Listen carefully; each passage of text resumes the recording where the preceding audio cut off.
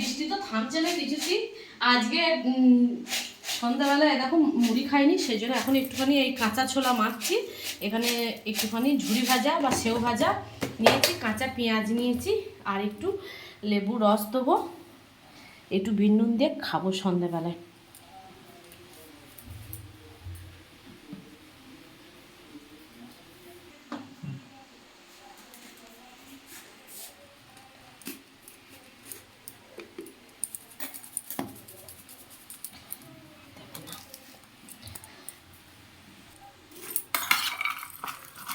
একটু শশা কুচি হলে ভালো হতো, কিন্তু আমার শশা এখন নেই বাড়িতে। বৃষ্টি বাদলে বাবা তো বেরোতে পারছে না। তোমাদের দাদাভাই এখনও অফিস থেকে বাড়ি আসেনি। এ যা বৃষ্টি পড়ছে, রেনকোটও আটকাবে না। রেনকোট পরে গেছে, রেনকোট পরেই আসবে, কিন্তু সব ভিজে যাবে। এক্সট্রা করে জামা প্যান্ট দিয়ে দিয়েছি ব্যাগে, সব নিয়ে গেছে ব্যবস্থা করে। তো দেখি কেমন হয়েছে। ভালো লাগে, আর একটুখানি লেবু দেবো, চপটা একটু কম লাগছে।